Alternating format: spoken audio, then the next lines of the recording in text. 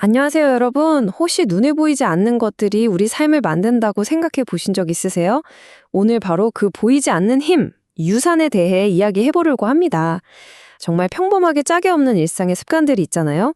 그런 것들이 어떻게 한 사람의 인생을 또 여러 세대를 바꾸는 어마어마한 유산이 될 수 있는지 지금부터 함께 파헤쳐 보겠습니다. 나는 누구인가?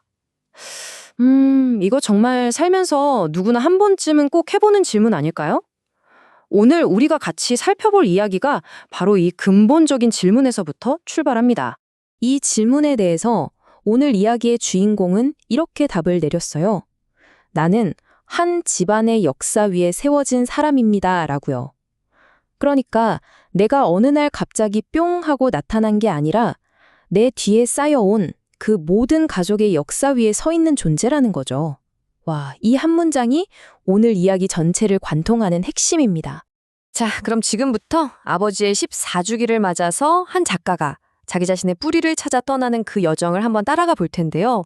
아버지가 남기신 낡은 일기장, 어머니의 손때 묻은 가계부, 그리고 아득히 먼 할아버지의 꿈속에서 대체 그녀는 자신을 만든 어떤 거대한 유산을 발견하게 됐을까요?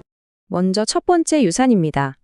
바로 아버지의 삶 그 자체였던 원칙의 유산인데요.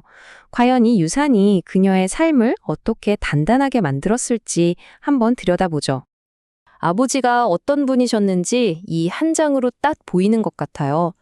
시끄러운 텔레비전 앞보다는 늘 조용한 책상 앞을 택하셨다는 거죠.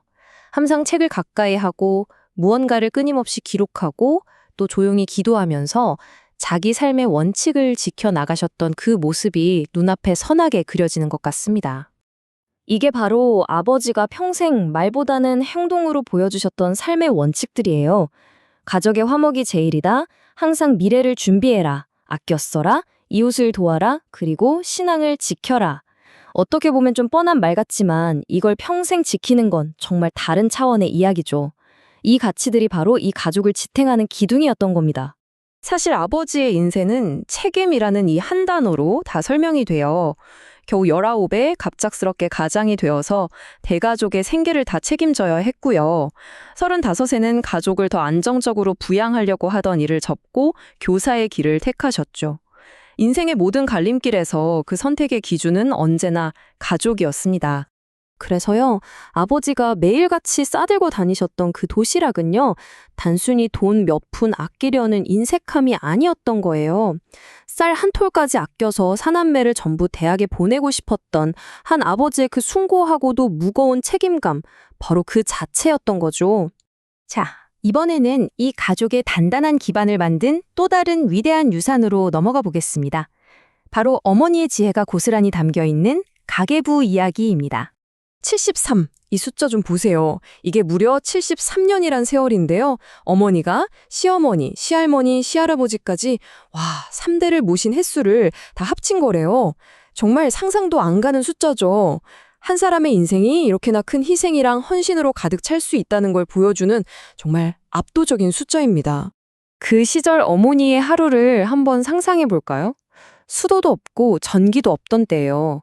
그런데 10명의 훌쩍 넘는 대가족의 삼시세끼를 다 챙기고 빨래는 산더미 같았을 거고 거기에 농사일까지. 이 모든 걸 거의 혼자 다 해내셨다는 겁니다. 이건 거의 초인적인 생활력이죠. 그리고 이 모든 힘든 하루가 끝나면 깜깜한 밤에 남포등 불빛 아래에서 이걸 쓰신 거예요, 가계부를. 막걸리 2말, 두부 1모. 이 단순한 기록들이 그냥 지출 내역이 아니었어요. 이건 대가족의 생존을 이끌었던 위대한 경영자의 지혜였고 이 집안 경제의 뼈대 그 자체였던 겁니다. 자, 이제 시간을 한 세대 더 거슬러 올라가 보겠습니다. 이 모든 유산의 씨앗을 뿌린 분이죠. 바로 할아버지의 꿈을 한번 만나보겠습니다. 할아버지는 매일 새벽 4시에 일어나셔서 이렇게 외치셨대요. 내가 열심히 일해서 이 동네 논밭을 다 사겠다. 이게 그냥 막연한 희망이 아니었던 거죠. 자기 목표를 매일같이 선언하고 그걸 향해서 바로 행동으로 옮기는 것. 야, 정말 강력한 비전의 힘이 느껴지지 않으세요? 그리고 그 외침은, 그 비전은 바로 이 80년이라는 시간으로 증명이 됩니다. 할아버지가 그때 사들인 바로 그 땅에서 이 가족은 무려 80년 동안 쌀을 먹고 살고 있다는 거예요. 한 사람의 명확한 꿈과 성실함이 얼마나 길고 강력한 유산을 만드는지 이보다 더 확실한 증거가 있을까요? 자, 그렇다면 아버지의 원칙, 어머니의 지혜, 할아버지의 비전, 이 보이지 않던 유산들이 작가의 삶에서 구체적으로 어떻게 힘을 발휘했을까요? 이 평범한 습관들이 어떻게 눈에 보이는 성공으로 바뀌었는지 지금부터가 정말 흥미로운 부분입니다. 작가는 이렇게 말해요. 자기도 모르게 어머니처럼 모든 걸 기록하고 계산하는 습관이 몸에 배어 있었다고요. 바로 이 아주 사소한 습관이 전혀 예상하지 못했던 거대한 기회의 문을 활짝 열어주게 됩니다. 바로 이거예요. 4,300원. 이게 모든 것의 시작이었습니다. 아니 솔직히 우리 같았으면 그냥 스쳐 지나갔을 돈이잖아요. 그죠? 캐시백 들어왔네 하고 말았을 텐데 어머니한테 물려받은 그 꼼꼼하게 기록하는 습관, 바로 그 습관 덕분에 이 작은 돈의 흐름을 놓치지 않았던 거죠. 그리고 바로 여기서부터 우리가 매일 쓰는 생필품 소비가 포인트가 되고 그게 다시 돈이 되는 엄청난 시스템, 바로 소비연금의 실마리를 찾아낸 겁니다. 진짜 대단하지 않나요? 보세요. 이렇게 모든 게 다 연결이 되는 거예요. 아버지의 꾸준한 기록 습관은 매일같이 글을 쓰는 파워블로거의 든든한 밑거름이 됐고요. 어머니의 꼼꼼한 가계부 습관은 남들이 못 보는 새로운 경제적 기회를 발견하는 눈을 뜨게 해준 거죠. 결국 부모님의 평범했던 습관이 자녀의 성공을 위한 완벽한 설계도가 되어준 셈입니다. 자, 이제 마지막으로 이 모든 이야기가 결국 우리 자신에게 어떤 질문을 던지는지 그걸 한번 생각해 봤으면 좋겠습니다.